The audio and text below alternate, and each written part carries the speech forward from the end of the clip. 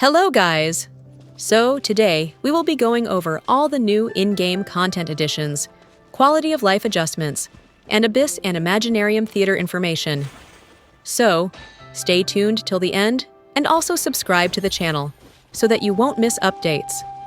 Starting off with the quality of life adjustments. The first is a change to the Imaginarium Theater. The Stellas, commonly known as stars, will now provide rewards upon completion, unlike now, where there are no rewards.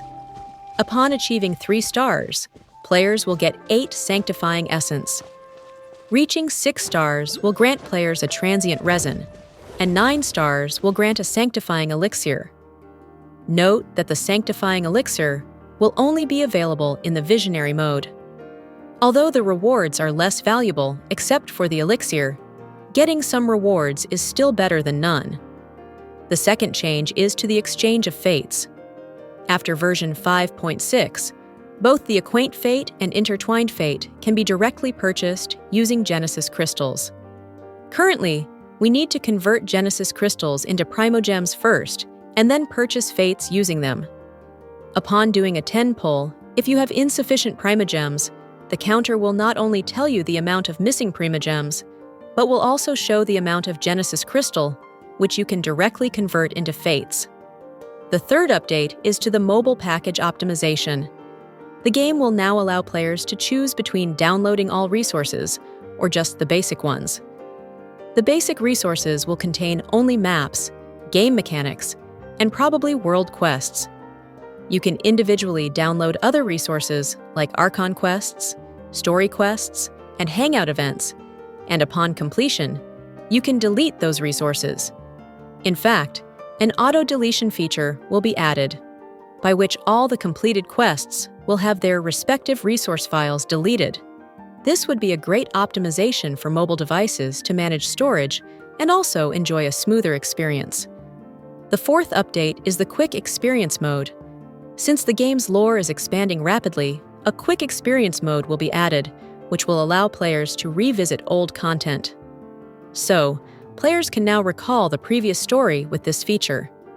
The fifth update is a reference feature, which will be added to the character's talent page. When a character's passive or talent is related to other talent, you will have the option to view the related talent simply by clicking it.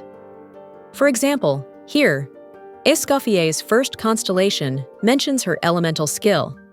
You can view the elemental skill description directly by clicking on it. The last quality of life update we will be getting is the batch deletion feature. We can now delete multiple markers on the map at once, up to 50 at a time. Now we will be moving on to the new additions. There will be a new weekly boss and an overworld boss. Both of them are vulnerable to cryo and will have restricting mechanics for other elements. To be honest, I personally hate enemies with team-specific restrictions that restricts all other types of team while giving unfair advantage to a specific team archetype. Now to the next addition, the Spiral Abyss will have a 13th floor. This floor will have 6 chambers, and unlike other chambers, it will require 3 teams to complete all the chambers. Also similar to the ongoing Unlimited Fighting Championship event, the characters will start with 0 energy at the beginning. They will accumulate energy amidst battle. Also, there will only be world bosses as opponents and no small mobs.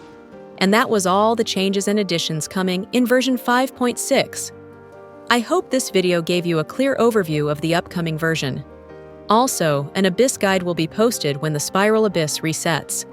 So, make sure to subscribe to the channel to not miss it. Thank you all for watching. Have a great day.